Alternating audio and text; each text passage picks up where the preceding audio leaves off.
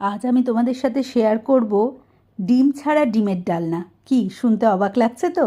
এর জন্য ছোলার ডালটাকে আগের দিন রাত্রিবেলা ভালো করে ভিজিয়ে রেখে দিতে হবে। সকালবেলা আদা আর কাঁচা লঙ্কা দিয়ে ওটাকে ভালো করে বেটে নিলাম। তারপর কড়াইতে অল্প করে তেল দিয়ে তারপরে ওই মিশ্রণটা ঢেলে অল্প নুন দিয়ে যেরকম ধোকা বানাই আমরা ওই রকম একটা শক্ত কনসিস্টেন্সিতে জিনিসটাকে আনতে হবে। তো ওরকমভাবে আনার পরে তারপরে ওটাকে একটু ঠান্ডা হওয়ার জন্য আমাকে রাখতে হবে।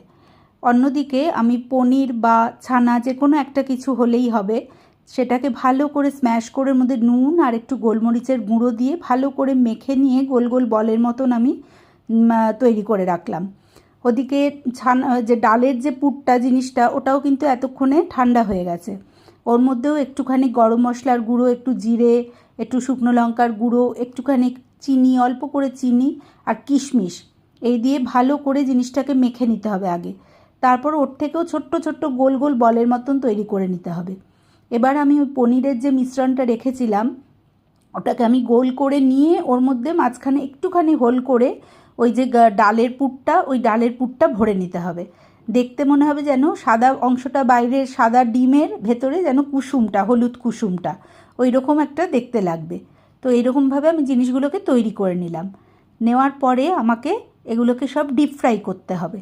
তারপরে আমি কড়াইতে একটু বেশি করেই তেল দিতে হবে, ডিপ ফ্রাই যেহেতু করতে হবে।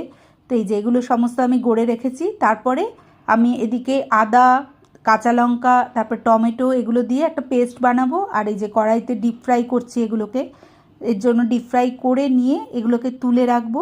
তারপরে কড়াইতে আমাকে যেরকম আবার একটুখানি এলাচ গুঁড়ো, দারচিনি গুঁড়ো এগুলো দিয়ে একটু গরম হয়ে গেলে, একটু গন্ধটা বেরিয়ে এলো, তারপরে তার মধ্যে আমাকে ওই যে পেস্টটা, যেটা টমেটোর পেস্টটা বানিয়ে রেখেছিলাম, টমেটো, আদা, তারপরে কাঁচা লঙ্কা দিয়ে সেই পেস্টটা দেবো। তার আগে আমি একটু আলুও দিয়ে নিলাম। কেউ কেউ ইচ্ছে করলে আলু নাও দিতে পারো, আমি একটু দিয়েছি আলু। তো দিয়ে তারপরে ওই পেস্টটা দিয়ে নিলাম, দিয়ে ভালো করে নেড়ে চেড়ে তারপরে ওই আদা, এই তোমার কী বলে, জিরের গুঁড়ো, ধনের গুঁড়ো এগুলোও দেবো।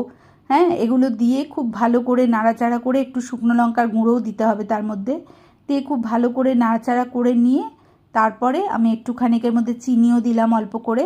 তারপরে গরম জল এর মধ্যে দিয়ে দেবো। এই যে গরম জল দিয়ে আলুটাকে সেদ্ধ হওয়ার জন্য রাখতে হবে। এই আলুটা সেদ্ধ হয়ে গেছে। এবার ওই পনিরের মিশ্রণ যেগুলো ভেজে রেখেছিলাম বলগুলো, ওগুলো দিয়ে দিলাম। নামাবার আগে একটু গরম মশলা আর ঘি দিয়ে ভালো করে নাড়াচাড়া করে তারপরে এগুলোকে আমি সার্ভ করে দেব। খেতে কিন্তু খুব সুন্দর হয়, তোমরা একবার ট্রাই করে দেখো।